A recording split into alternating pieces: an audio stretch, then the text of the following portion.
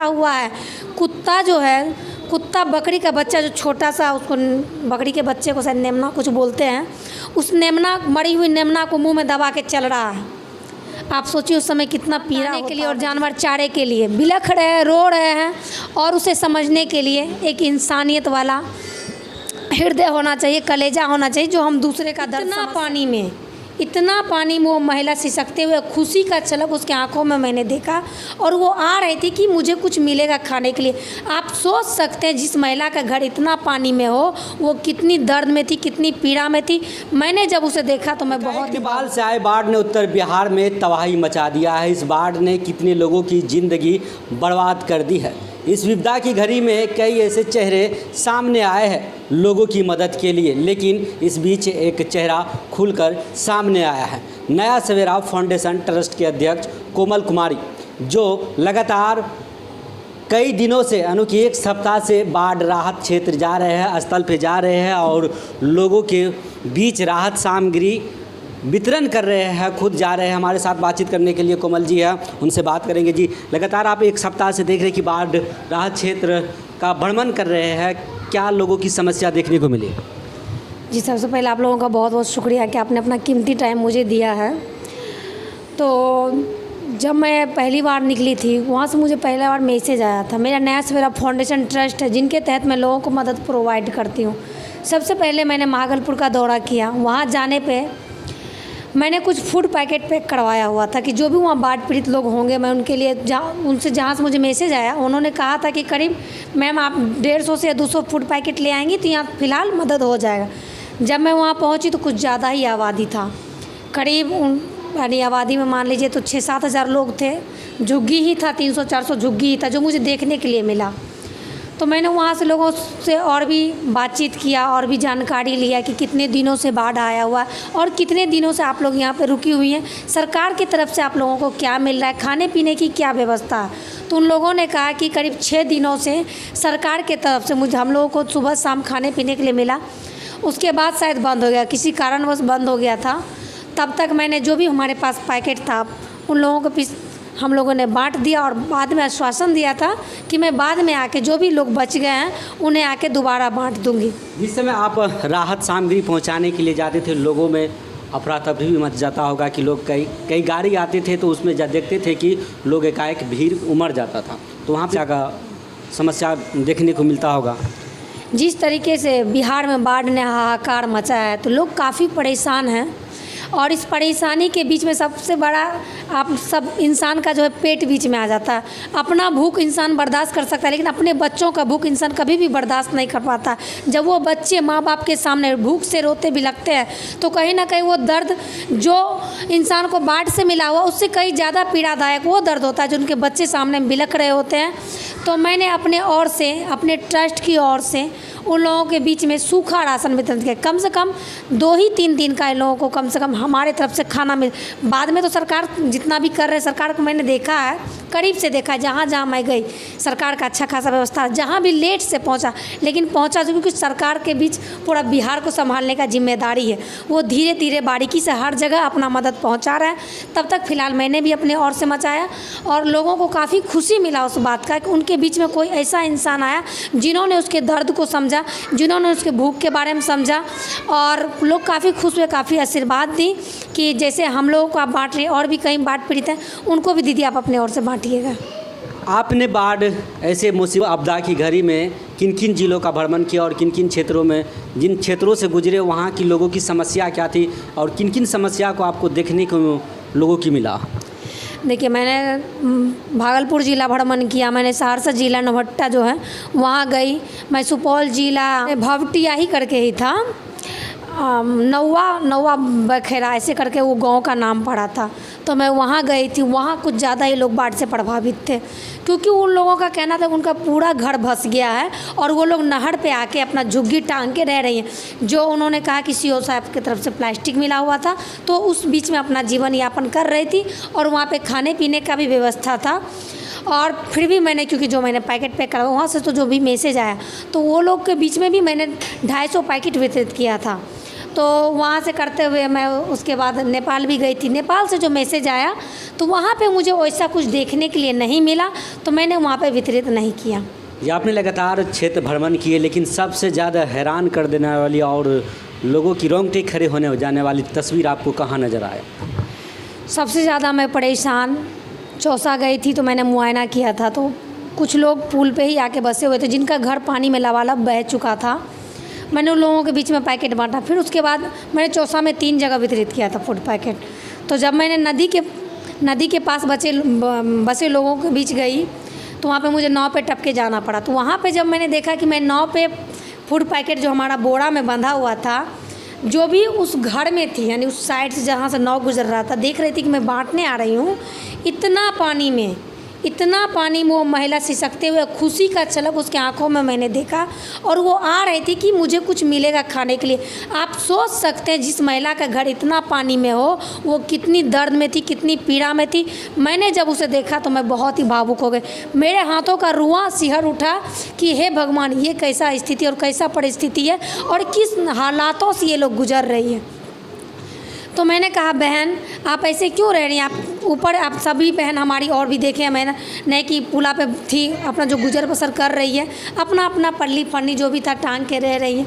तो उन्होंने कहा कि दीदी हमारे पास कुछ टांगने के लिए भी नहीं है, रहने के लिए भी नहीं है, इतना पानी है तो फिर भी ये घर में सामान है, अगर ये भी बह जाएगा तो कल के डेट में हम कहाँ रहेंगे, कैसे रहेंगे, कैसे हम अपना जीवन यापन करेंगे। फिर मैंने उनका भी दर्द पीड़ा सुना और वहाँ से आगे बढ़ी। जब थोड़ा दूर पे तो मैंने देखा कि काफ़ी सारा जानवर उस पानी में मरा पड़ा हुआ है। कुत्ता जो है, कुत्ता बकरी का बच्चा जो छोटा सा, उसको बकरी के बच्चे को शायद नेमना कुछ बोलते हैं, उस नेमना, मरी हुई नेमना को मुंह में दबा के चल रहा है। आप सोचिए उस समय कितना पीड़ा होता होगा जिसका घर बगल में, उसके आसपास में जानवर मरा हुआ, जानवर का मरा हुआ का बदबू, वो पानी, कितना भयावह स्थिति था, कितना दर्दनाक स्थिति था। वो सिर्फ उसके लिए नहीं, उसके बच्चों के लिए था, उसके परिवार के लिए था। और मैं एक महिला होने के नाते उस महिला का जब दर्द देखी तो मैं भी काफ़ी भावुक हो उठी। और उसके बाद जब मैं सुपौल ज़िला गई तो वहाँ भी एक बहन ने मुझसे कहा कि दीदी हमने अपना जान बचाने के लिए इस पानी में मैं तैर नहीं पाती, तो मैंने अपने कमर में रस्सी बांधा और उस रस्सी में मैंने अपने तीनों बच्चों को भी बांधा कि मैं जहाँ भी जाऊँगी तीनों बच्चा मेरे साथ रहेंगे। ऐसा ना हो कि बच्चा कहीं बह गया तो मैं उसे बचा ना पाऊँ। तो तीनों गाछ में एक रस्सी बांध दी और अपने आप को रस्सी में बांध के फिर इस पार आई।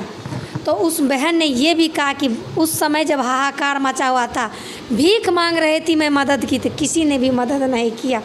उस समय कुछ समाज के ही लोगों ने, इसी समाज के लोगों ने, जो जहाँ पे वो रहती हैं, उन लोगों ने ही उन लोगों को बाहर निकाला।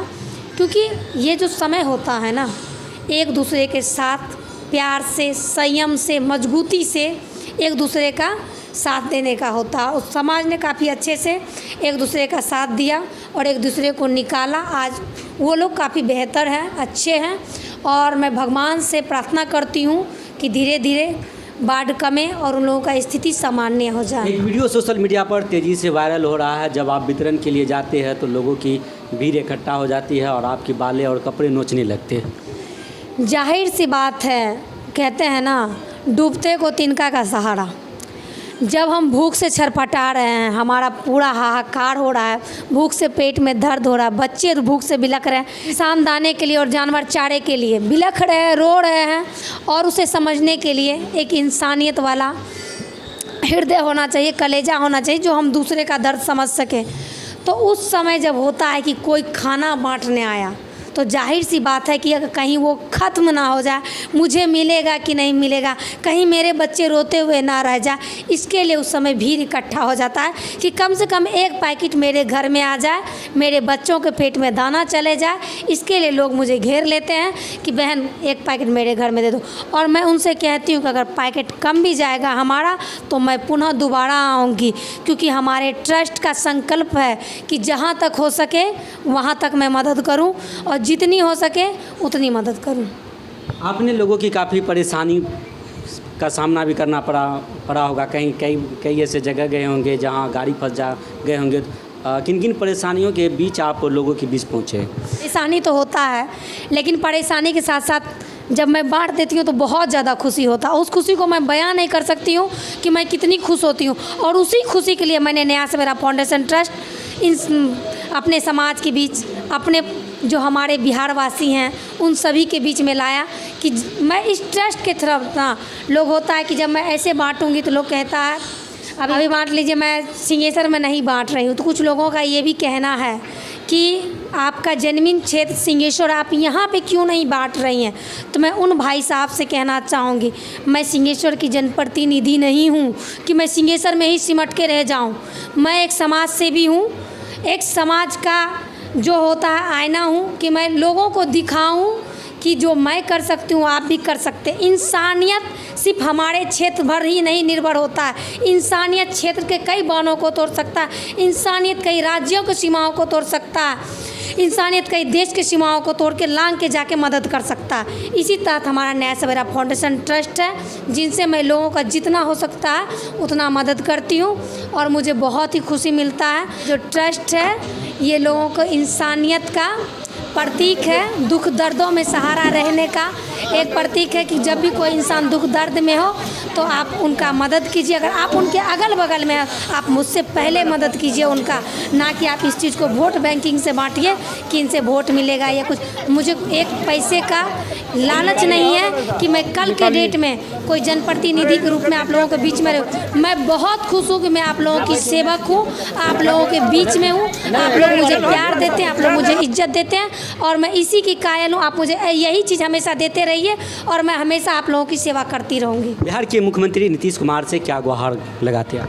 जी, मैं बिहार के मुख्यमंत्री नीतीश कुमार जी से यही अपील करना चाहूँगी कि बिहार में हर साल थोड़ी बहुत हर ज़िले बाढ़ से प्रभावित होते रहता है। तो मैं सरकार से यही अपील करूंगी, आप लोगों के न्यूज़ के माध्यम से, आपके चैनल के माध्यम से, कि आप कोई ऐसा ठोस कदम उठाएं कि जो भी लोग हमारे बिहार में बाढ़ से ग्रसित होते हैं, जिनसे जान माल की हानि होती है, कोई ऐसा रोड मैप निकाले जिनसे लोगों को परेशानी का सामना नहीं करना पड़े, लोगों को जान माल की हानि ना हो। ये मैं यही अपील करना चाहूँगी। जिस तरह उत्तर बिहार में के कई इलाकों में बाढ़ ने तबाही मचा दिया है, बाढ़ ने कई लोगों की ज़िंदगी बर्बाद कर दी। कोसी, हर एक साल कोसी आती है लेकिन कई सैकड़ों लोगों की जान चले जाती है। इनसे बचने के लिए सरकार अभी तक कोई ठोस कदम नहीं उठाया है। ऐसे में सरकार के जो प्रशासन है वो भी कड़ी मेहनत कर रहे हैं, लोगों के बीच जा रहे हैं और सामग्री भी वितरण कर रहे हैं। और हमारे साथ जो बातचीत कर रही थी नया सवेरा फाउंडेशन के अध्यक्ष कोमल कुमारी जी, जिन्होंने लगातार कई हफ्तों से क्षेत्र भ्रमण कर रहे थे, लोगों के बीच जा रहे थे, लोगों के बीच मदद भी कर रहे थे और कई ऐसे जो समस्या थी वो भी सामने आया जो इन्होंने अपने वीडियो के माध्यम से बयां की है। तो बहरहाल आप लोग की क्या रहा है? अगर आप लोग हमारे चैनल को यूट्यूब पर देख रहे हैं तो इस चैनल को सब्सक्राइब करें और बेल आइकन को दबाना न भूलें। साथ ही फेसबुक पेज पर देख रहे थे इस वीडियो को ज़्यादा से ज़्यादा शेयर करें, लाइक करें और कमेंट करके अपनी प्रतिक्रिया जरूर दें। मिलते हैं अगले वीडियो में। धन्यवाद।